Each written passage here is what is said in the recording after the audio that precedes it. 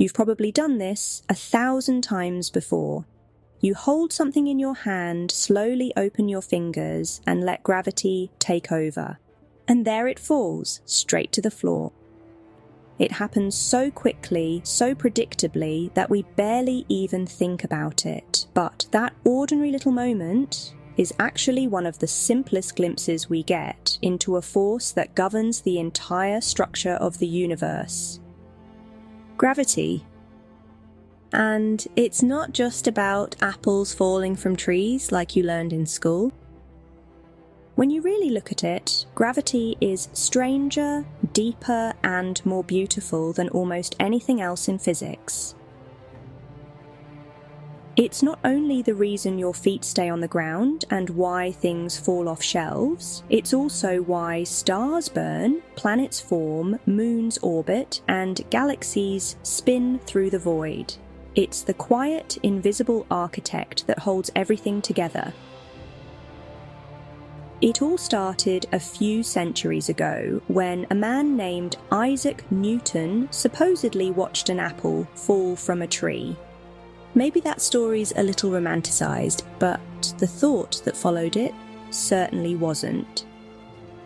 Newton began to wonder not just why the apple fell, but whether the same force pulling the apple down could also explain why the moon continues to circle Earth and why Earth doesn't fly off into space away from the sun. Back then, it was a pretty wild idea.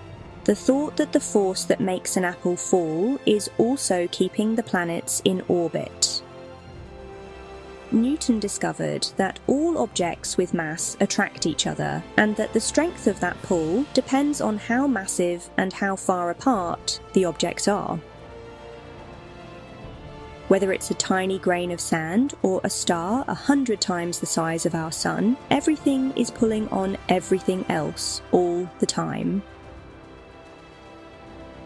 Newton's curiosity led him to formulate the law of universal gravitation, which laid the foundation for classical mechanics and changed our understanding of the universe forever. But then, in the early 1900s, Albert Einstein came along and turned the whole idea of gravity on its head, or rather, bent it. Einstein proposed something even more extraordinary, that gravity isn't really a force. Instead, he said, what we think of as gravity is actually the result of mass curving space and time, or as he called it, spacetime. So, what is space-time? Try to imagine space not as an empty nothingness, but as something with structure, like a stretchy, flexible fabric. Placing something light on that fabric would barely make a dent, but drop something heavy, like a planet or a star on it, and it sinks in and creates a deep curve. The heavier the object, the deeper the dent. Now, what would happen if you roll a smaller object nearby? It naturally rolls toward that dent, not because it's being pulled, but because the surface itself is curved. That's what gravity is, objects following the curves in space made by other massive objects. This is exactly why Earth orbits the Sun. The Sun bends the space-time around it, and our planet is simply moving through that bend. This explanation of gravity sounded abstract until the universe showed us it was real. In 1919, during a total solar eclipse, scientists observed something astonishing.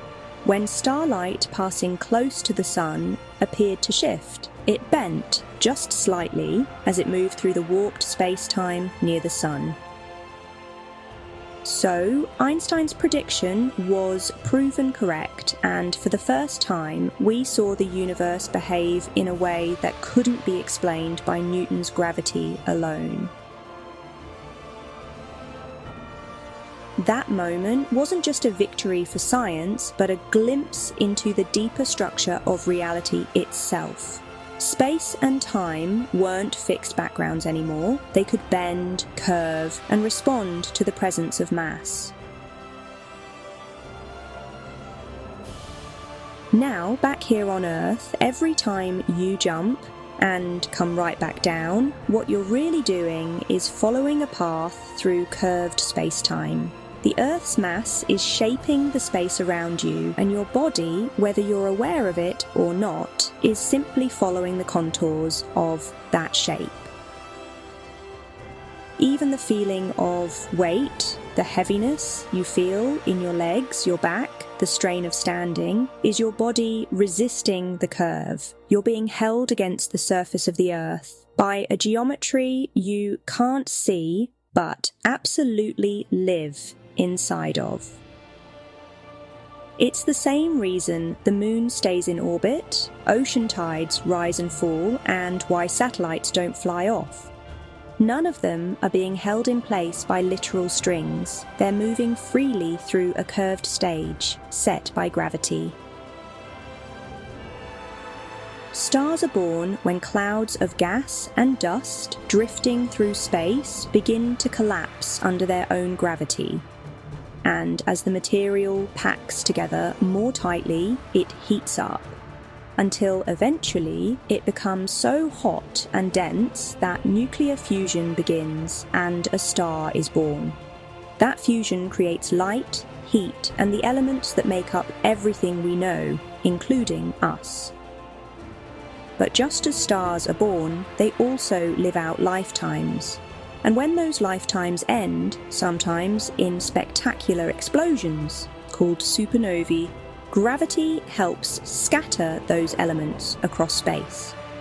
Carbon, oxygen, iron, the building blocks of planets and people, all created in the hearts of stars and spread out by gravity, only to be gathered again later into new stars, new planets, and eventually into you.